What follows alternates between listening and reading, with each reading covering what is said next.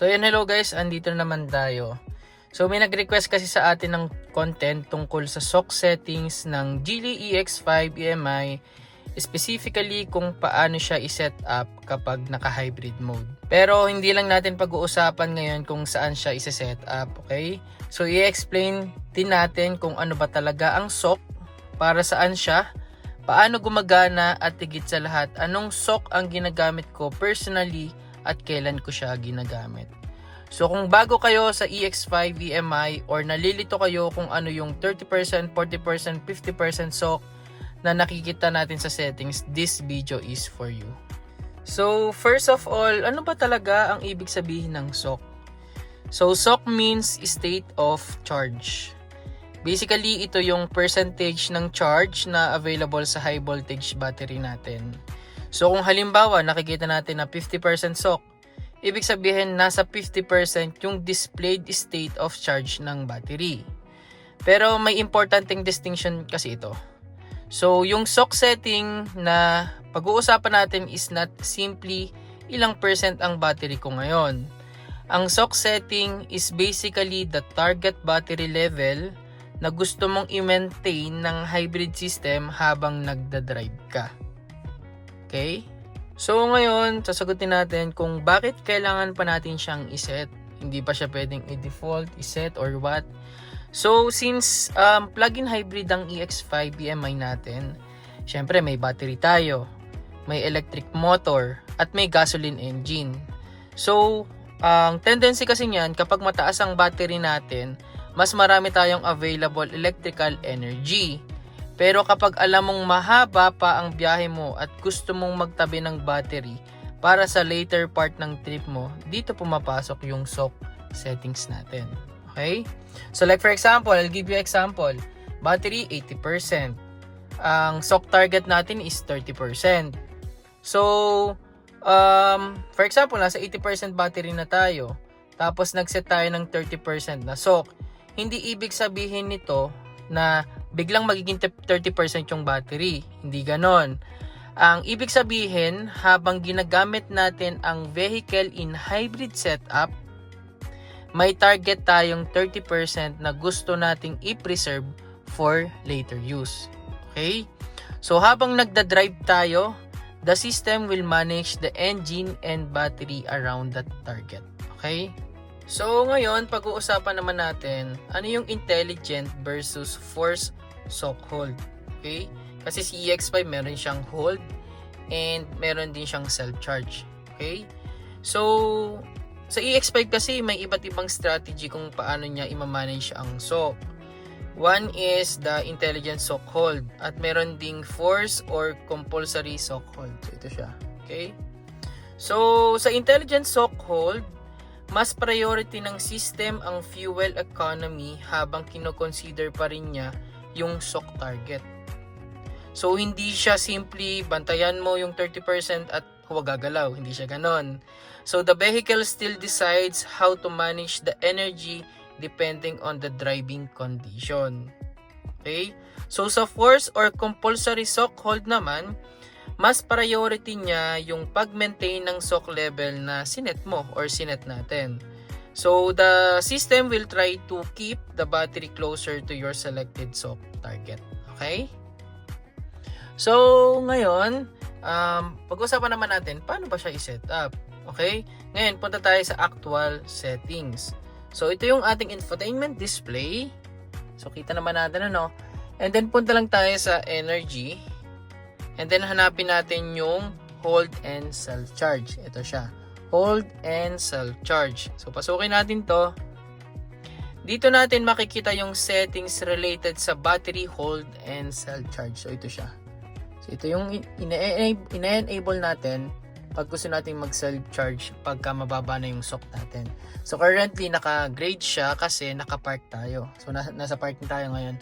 Pero pagka nilipat ko na siya sa drive, so pwede mo na siyang i-enable as well as yung self-charge. Ang kaibahan lang nito, ito kailangan naka-drive ka, ito naman kailangan naka-park ka. So yung self-charge, nag-work siya like for example, naghihintay ka ng matagal, wala ka ng battery pero marami ka pang gasolina. So pwede mong i-self-charge, enable mo to, and then while naka-park yung sasakyan mo, kukuha siya ng charge doon sa iyong engine.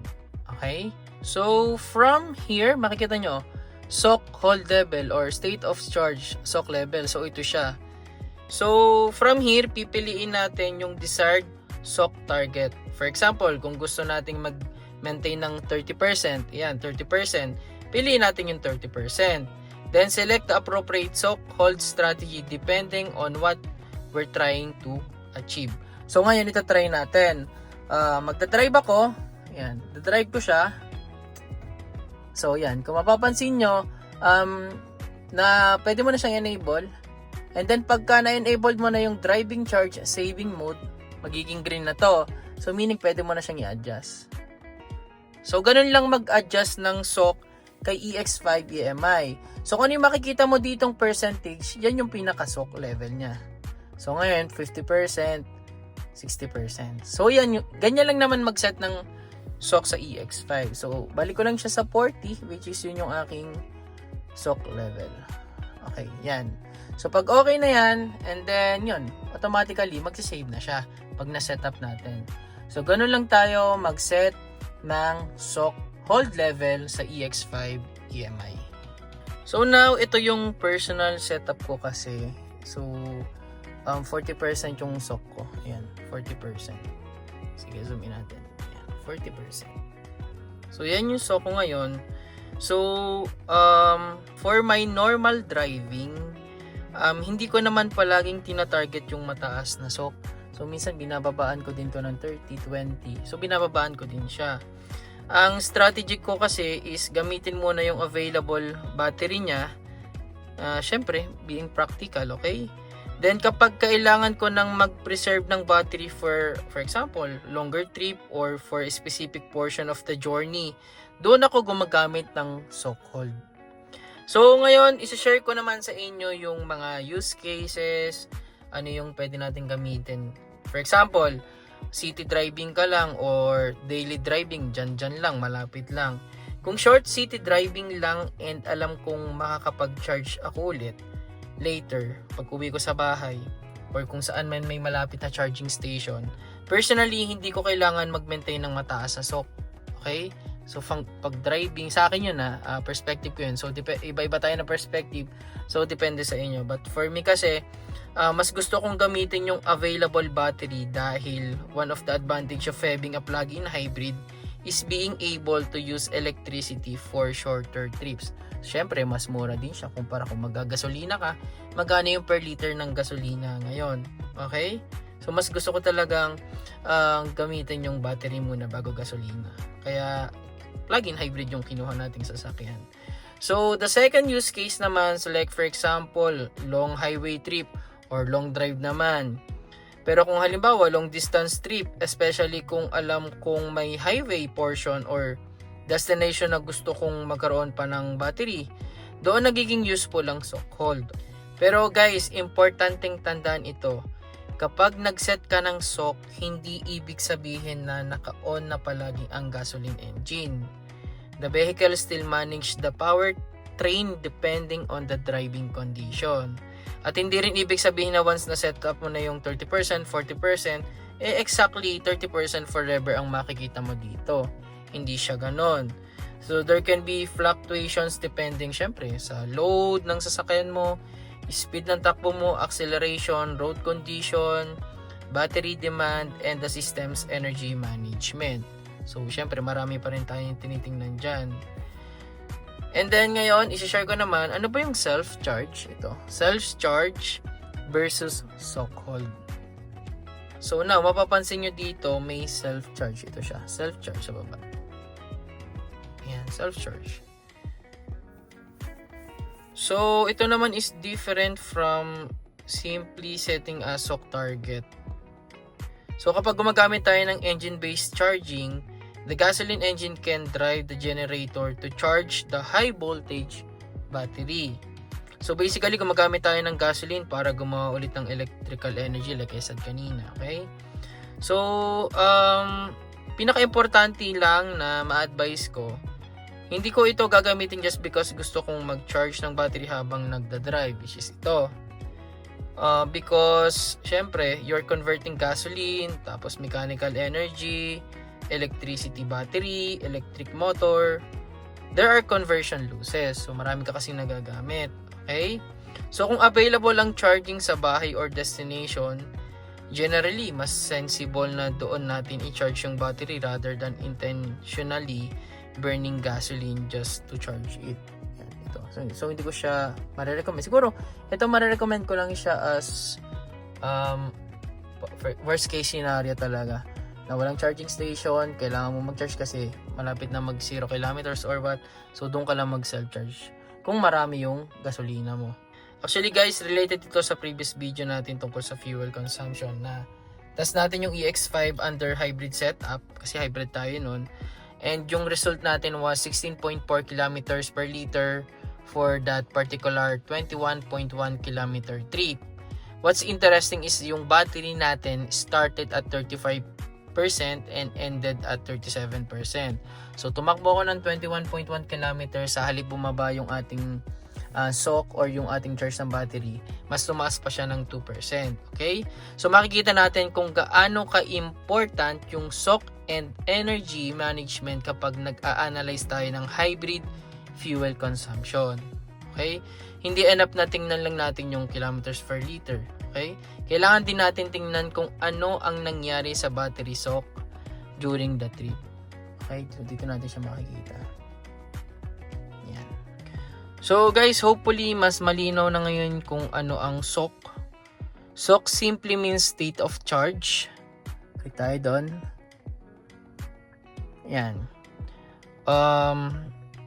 But yung SOC setting natin is basically the target battery level that we're asking the hybrid system to manage around. Hindi ibig sabihin na may magic number na 30%, 40%, 50% na pinakamaganda sa lahat ng situations. Ang tamang SOC depends on your trip pa rin talaga. So depende pa rin sa pupuntahan, kung gaano kalayo, distance. So i-check nyo pa rin yon. Kung short trip at makakapag-charge ka naman, use your available battery. Okay? Kung long trip at gusto mong magtabi ng battery for later, use yung SOC hold. Okay? And if you're using self-charge, understand that you're using gasoline to generate electricity. So, hindi siya automatically the most efficient way to charge yung battery. And ako personally, hindi ko siya talaga i-recommend or marirecommend. So, yun lang guys. Kung gusto nyo sa next video, pwede natin gawin yung mas interesting na test. 30% SOC versus higher SOC setting. Same route, same driving condition, and tingnan natin kung may different sa actual fuel consumption. So, comment nyo kung gusto nyo yung test na yan, or kung meron pa kayong ibang questions, queries regarding sa SOC, or kahit ano pa na kailangan nyong malaman tungkol sa settings si EX5 VMI, ano yung meron sa kanya or what. So, comment nyo lang, and then try natin gawan lahat ng content, gawan natin ng video para ma-share natin yung knowledge sa inyo. So, para din sa mga ka-EX5 ko na merong ibang diff knowledge kay EX5, so pwede nyo rin ako i-correct if kulang yung sinashare kong information, and as well as yun, tulungan lang tayo dito pag merong mga additional na information, share lang natin sa mga kapwa EX5 owner and doon sa mga future na gustong kumuha ng EX5. So yun lang guys, maraming salamat, and I hope kasama ko pa rin kayo sa mga susunod nating vlog about sa EX5, at lagi tayong mag-ingat. God bless sa ating lahat. Bye bye.